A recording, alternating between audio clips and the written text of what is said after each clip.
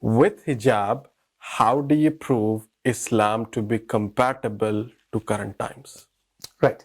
Now, I do understand where the question is coming from. It's the modern liberalist ideology, especially in a secular society, that where people have freedom to choose what they want to do. And Islam is always being taunted that this religion seems to be always restricting women. This religion seems to be always, giving commands to women to do certain things, and especially talking about hijab in that context. So is it compatible with our times, for example? Well, see, if we look at various cultures across the globe, even before Islam came into its glory, since the advent of Prophet Muhammad sallallahu alaihi wasallam, even before that, there were many religious groups that used to practice some sort of veil. Hijab in Arabic, in English, would be veil. So the Arabic word that is used for the burqa is jilbab, right? The full covering from head to toe is jilbab. So the English translation for jilbab is a veil, a cloth that covers you, veil. So veil was a regular practice in various religious communities. For example, the Christian society, you have the nuns who used to wear the veil. Even today they wear. You have the Jewish women. You would be surprised to see some of the Jewish women are as clothed, as veiled as Muslim women of today. So many times you would be even confused, is this a Muslim woman or is this a Jewish woman? Because of their clothing. So they also have this understanding that they need to be veiled completely. Similarly, if you go further, the Hindu community, the Hindu culture, even today, when they go for a marriage, which is a very popular Hindu marriage or an Indian marriage, is very popular across the Western world. And one of the tenets, one of the traditional practices of marriage is that the woman covers herself pretty much from head to toe. She's fully covered with a gungat from head to toe. This is a very traditional practice long before Islam came into limelight across the world. Similarly, this is also religious practices, even the cultural and traditional practices of various communities. You go to the Queen of England, she used to have a veil for herself. You go to the queens of India, Hindu queens, they used to have veil, and they would even have a hijab covered. They would only travel within their own set, box that they would travel in, or whatever you call it. And similarly, when you come to the Western world, the many of the queens here, from the Belgium to Austria's queen, 100 years ago, just hardly 100 years ago, if you go back to the last century, you will see that they were having a veil of their own. So the veil was a very regular custom, practice, and tradition of not only Islamic society, but many other religious societies, as well many other communities across the world. So the question that you have asked, how is Islam in its context of hijab compatible in the contemporary society? Well, why did the woman used to wear hijab in the past, or have veil in the past, in all these societies? Even today, the Christian nuns, they have their veils. Even today, the Hindu women, they have their gungat. For example, right now in India, the issue is going on between, can you wear a piece of cloth? The Muslim woman wearing a piece of cloth in the education system, in the educational institutions, in schools, colleges, and universities. That is what is being questioned and challenged now. Many of the government school dresses in India for women includes an orni, a chadar. So they have a whole dress, but they have an extra piece of cloth that they hang it around their shoulders and neck. Why? That is a covering. That is a hijab that they are using for themselves. That hijab is what you are opening up and extending it to your head.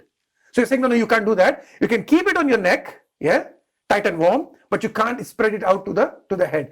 This is so pathetic to even put forward as an argument. It could be a very good comedy show if somebody does that. Put it on the shoulder, hang it around, and put it up on the head. It's banned, but you put it back, it's permitted. Rather, it's part of the school dress. So this is how indecent the argument is. However, the point I'm trying to make is, even today, many cultures do have that covering, that veil. Yes, I understand that in the modern society, in the so-called modern society today, where the women and men are stripping their clothes as much as they can, the less you wear, the more modern you are, is the new fashion today.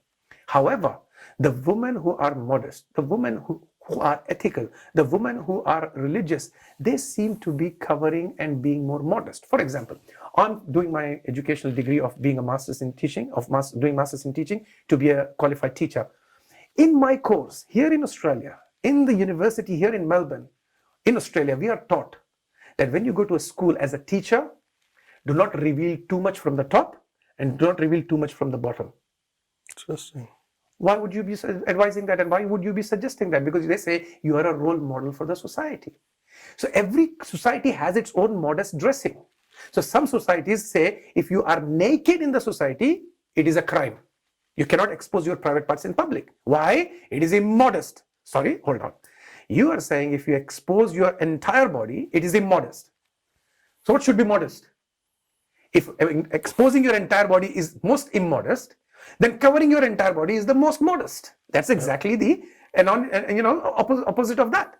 That's exactly what is the reference that comes out from it. So what we say is every society has its own level of modesty. Islam has the highest level of modesty. So even today, out of 200 plus countries in the world, no country allows nudity in all its public places. I know there are some nude beaches, for example, but that is only limited restricted areas. But in its entirety, this is a restricted society. Every society has its own modesty.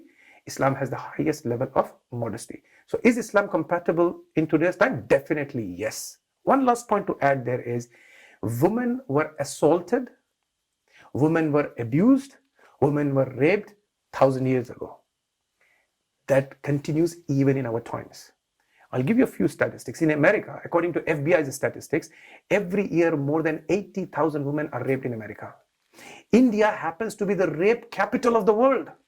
There have been so many absurd incidents. There have been so many brutal incidents. There have been so many harsh incidents of brutal rapes in India and violence that people have started calling India as the rape capital of the world. Come to Australia, for example. One of the statistics mentioned here in Australia, it says that 1 in 6 women in university, which you can call as temple of education, is sexually assaulted.